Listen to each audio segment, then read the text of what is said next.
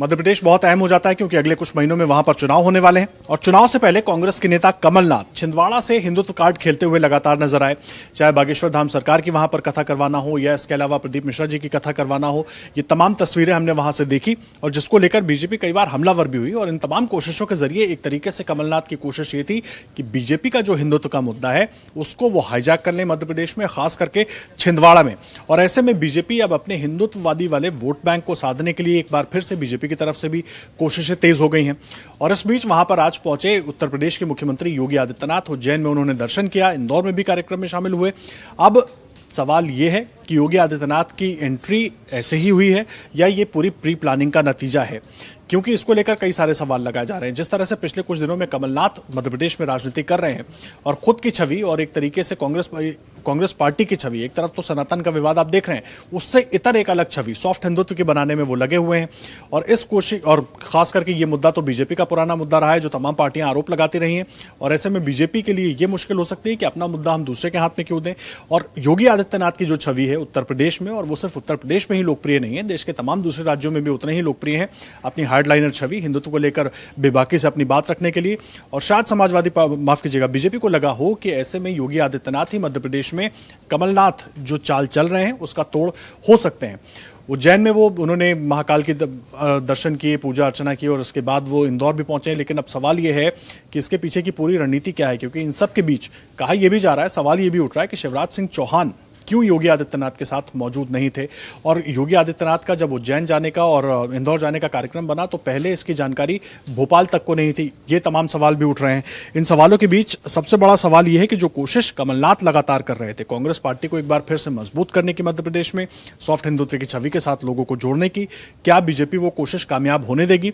ये बात मैं दोबारा इसलिए कह रहा हूं क्योंकि अंदर खाने खबरें ये भी हैं कि योगी आदित्यनाथ को छिंदवाड़ा भी ले जाया जा सकता है। कुछ इस तरह की प्लानिंग भी बीजेपी कर रही है, क्योंकि छिंदवाड़ा में लगातार कमलनाथ की तरफ से इस तरह की कोशिशें होती रही हैं लोगों को अपने साथ जोड़ने की, खास करके सॉफ्ट हिंदुत्व का जो रास्ता है उसको अपनाकर। ऐसे में योगी आदित्यनाथ की छवि एक बड़ी छवि है हिंदुत्ववादी नेता के तौर पर, सनातनी नेता के तौर पर, और वो जब वहां खड़े होंगे तो कमलनाथ की तमाम कोशिशों को शायद वो फेल कर पाएं या उसको रोक पाएं। ये बहुत अहम हो जाता है।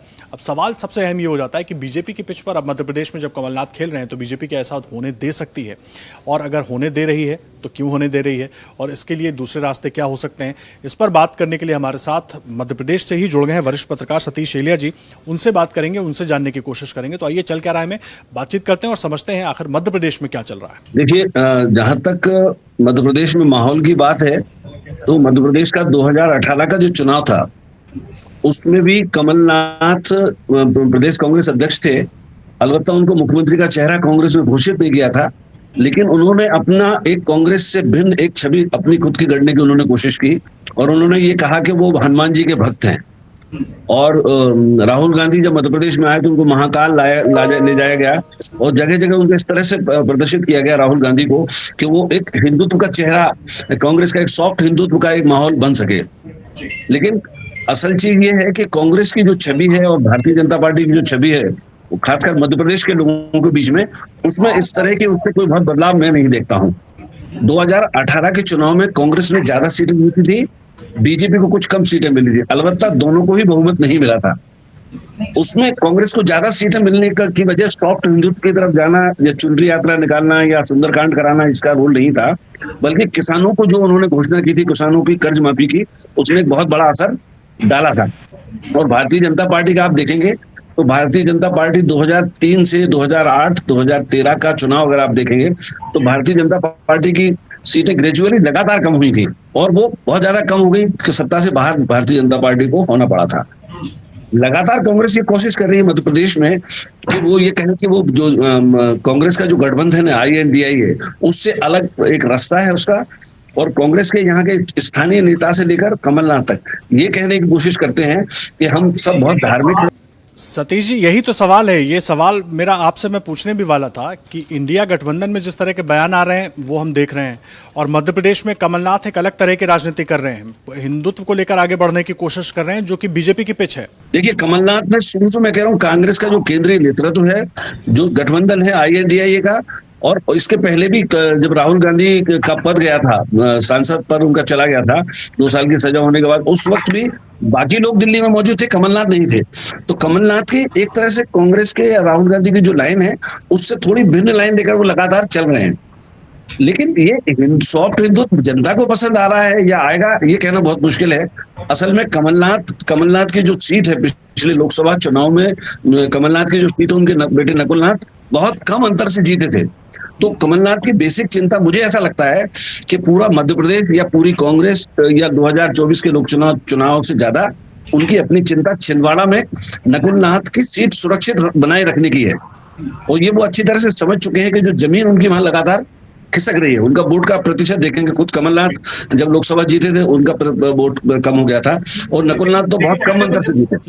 लेकिन ऐसे में जिस उनकी कोशिश की आप बात कर रहे हैं सतीश जी, मैं ये जानना चाहूंगा, आज योगी आदित्यनाथ उज्जैन पहुंचे, इंदौर में भी, और उसके बाद खबरें ये भी है कि छिंदवाड़ा में भी बीजेपी उनको ला सकती है, अगले 1 महीने के अंदर छिंदवाड़ा में भी उनकी यात्रा हो सकती है। उसी चीज को तोड़ने के लिए जिसका जिक्र आप कर रहे हैं, जो कोशिश कमलनाथ की तरफ से जारी है, क्या योगी आदित्यनाथ की जो छवि उत्तर प्रदेश में मुख्यमंत्री के तौर पर, इसका जिक्र मैं इसलिए कर रहा हूं क्योंकि कई बार शिवराज सिंह जब बयान देते हैं कि जमीन में गाड़ दूंगा और कड़े कदम उठाऊंगा, तो उसको योगी आदित्यनाथ से तुलना की जाती है उस बयान की, और ये कहा जाता है कि शिवराज जो है वो योगी की लाइन लेने की कोशिश कर रहे हैं। तो इसका फायदा बीजेपी वहां उठाने की कोशिश करेगी क्या? आज से ये शुरू हुआ है। निश्चित ही योगी आदित्यनाथ की जो छवि है न वो केवल उत्तर प्रदेश में बल्कि अखिल भारतीय स्तर पर हम देखेंगे, उसमें मध्य प्रदेश को भी आप शामिल कीजिए, उनकी छवि एक तरह से नरेंद्र मोदी के बाद जो सबसे पॉपुलर लीडर है भारतीय जनता पार्टी में, उस श्रेणी में वो है। और निश्चित रूप से शिवराज सिंह चौहान तो उस छवि के व्यक्ति नहीं है। शिवराज सिंह चौहान की छवि एक साधारण व्यक्ति की है, जो आम आदमी की बात करता है, किसान की बात करता है। और बहुत दिनों तक नरेंद्र मोदी के आने के पहले तक वो ईदगाह में टोपी लगा के भी वो खड़े रहते थे, ईदगाह में, जिसको हम कहते हैं ईद के दिन। वो एक उस तरह की उनकी एक लिबरल छवि उस तरह की वो बनाए उन्होंने रखी थी। लेकिन अब पूरी तरह से भारतीय जनता पार्टी का जो पूरा का पूरा डिस्कोर्स है या उनका जो तरीका है भारतीय जनता पार्टी का मोदी जी के आने के बाद से बिल्कुल बदल गया है। और यही वजह है कि शिवराज सिंह चौहान को उतनी सफलता नहीं मिली 2008 और 13 के मुकाबले 2018 में कम हो गई थी। तो निश्चित रूप से भारतीय जनता पार्टी को लोकसभा चुनाव में भी और आने वाले विधानसभा चुनाव में भी योगी आदित्यनाथ या उस तरह के नेताओं की जरूरत पड़ेगी। लगातार आप देखेंगे कि मोदी जी के भी दौरे बढ़ गए। पिछले के चुनावों में मोदी जी का या उस भारतीय जनता पार्टी के राष्ट्रीय नेताओं के दौरे नहीं होते थे। पूरी कमान को अमित शाह ने संभाली हुई है। लेकिन योगी जी आज पहुंचे हैं और शिवराज सिंह चौहान उनके साथ नहीं है, इसके पीछे की कहानी क्या है? नहीं, उनका पहले से शेड्यूलिंग रही होगी। मुझे नहीं लगता कि शिवराज सिंह चौहान इस तरह की कोई राजनीति इसके पहले भी उन्होंने नहीं की। उसको अगर आप छोड़ दें, आप गोवा में जब मुख्यमंत्री प्रधानमंत्री पद के दावेदार जब चुने गए थे नरेंद्र मोदी, तो उस समय गुजरात की मीटिंग में, गोवा की मीटिंग में वो नहीं गए थे। लेकिन तब से दुनिया बहुत बदल चुकी है भारतीय जनता पार्टी की। तो योगी आदित्यनाथ मध्य प्रदेश में है और शिवराज सिंह चौहान उनके साथ नहीं है, तो इसमें कोई प्रश्न मुझे लगता नहीं है कि इसमें कोई बात खोजी जानी चाहिए। ठीक है, बहुत धन्यवाद आपका सतीश जी, हमारे साथ जुड़ने के लिए और पूरी बात विस्तार पूर्वक समझाने के लिए। दर्शकों को बहुत धन्यवाद आपका। अमर उजाला अब आपके टीवी पर भी। अपने स्मार्ट टीवी पर YouTube पर सर्च करें अमर उजाला, चैनल सब्सक्राइब करें और देखें ताजा खबरें, वो भी HD क्वालिटी में। और हाँ, बेल आइकन दबाना ना भूलें ताकि हर खबर हो आपके घर। अमर उजाला, निष्पक्ष, निर्भीक, निरंतर।